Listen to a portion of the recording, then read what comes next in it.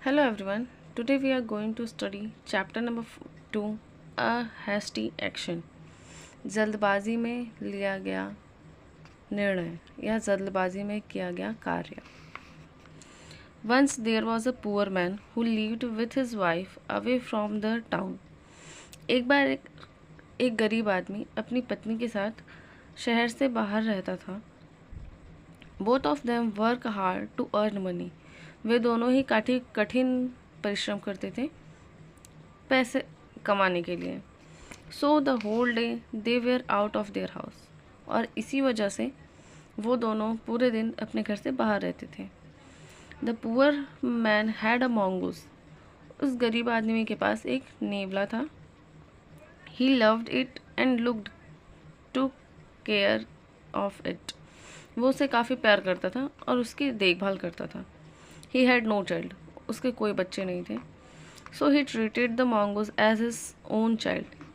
इसलिए वो उस नेवले से अपने बच्चे की तरह प्यार करता था. After a long time a baby was born to them. काफ़ी लंबे समय बाद उन्हें एक बच्चा हुआ. They love the baby very much. वे उस बच्चे से काफ़ी प्यार करते थे. But they had no time to look after it during day time. लेकिन काम की वजह से उन दोनों के पास बच्चे की देखभाल करने के लिए दिन में समय नहीं होता था. They had no one else to help them. और उनके पास उनकी कोई मदद करने के लिए भी नहीं था. So they usually left the baby with the mongoose who guarded it well. और इसलिए वो हमेशा की तरह बच्चे को नेवले के साथ छोड़ देते थे और नेवला उसकी देखभाल करता था, रखवाली भी करता था. One day while the baby was asleep. एक दिन की बात है जब बच्चा सोया हुआ था.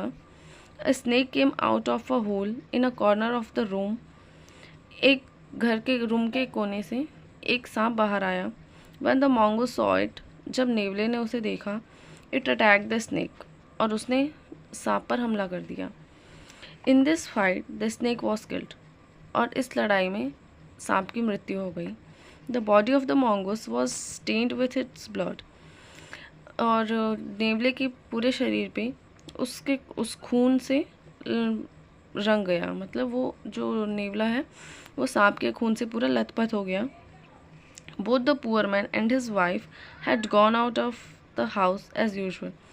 वो दोनों गरीब पति पत्नी हमेशा की तरह घर से बाहर गए हुए थे.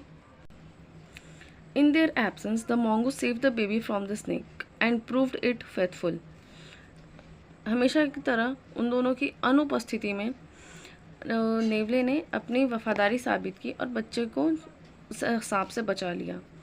It sat the door of the house and waited for them to return. वो दरवाजे के बाहर बैठ गया और उन दोनों का इंतज़ार करने लगा. After some time the baby's mother return from work. कुछ समय बाद बच्चे की माँ काम से वापस आई. She saw the mongoose sitting at the door and blood stain on its body and paws. और उसने देखा कि जो नेवला है वो खून से पूरा लथपथ है और उसके पंजे में भी खून लगा हुआ है. She thought that he had killed her baby. और उसने सोचा कि उसने उसके बच्चे को मार दिया. Losing her temper she at once killed it with a stick. और अपना धैर्य खोते हुए उसने एक बार में उस नेवले को डंडे से मार दिया. Then she entered the baby's room and saw her baby sleeping safe and sound on its bed. उसके बाद वो बच्चे के कमरे में गई और उसने देखा कि बच्चा बिल्कुल सुरक्षित अपने बिस्तर पे सो रहा है. अ bleeding snake was lying dead on the floor beside it. और एक मरा हुआ सांप खून से लथपथ बेड के बगल में ज़मीन पे पड़ा हुआ है. Now she understood the whole matter and realised her blunder as well. और अब उसे पूरी बात समझ में आ गई और उससे अपनी गलती पे अफसोस होने लगा. She repented her folly. उसे अपनी बेवकूफ़ी पर पछतावा होने लगा. But nothing could be done now. पर अब कुछ नहीं हो सकता था. After some time the husband to return from his work. कुछ समय बाद पति भी अपने कार्य से वापस आ गया. He saw the dead mongoose eight the door of the house. उसने दरवाजे पे मरा हुआ नेवला देखा. When he entered the baby's room, he saw a snake lying dead near the babies bed. उसने देखा, जब वो रूम में अंदर आया बच्चे के, तो उसने देखा कि मरा हुआ सांप उस बेड के बगल में पड़ा हुआ है। His wife was sitting there and weeping bitterly. उसकी पत्नी वहीं बगल में बैठी हुई है और काफ़ी रोई जा रही है। He could not understand the what was the matter. उसे समझ में नहीं आ रहा था कि बात क्या है। So he asked his wife to tell him what had happened. इसलिए उसने अपनी पत्नी से कहा समझाने के लिए कि वहाँ पे क्या हुआ है। When his wife narrated the whole story and told him about her folly, जब उसकी पत्नी ने उसे पूरी कहानी बताई और उसे अपनी बेवकूफ़ी के बारे में बताया, the poor man also repented it very much. उस गरीब व्यक्ति को भी काफ़ी अफसोस हुआ।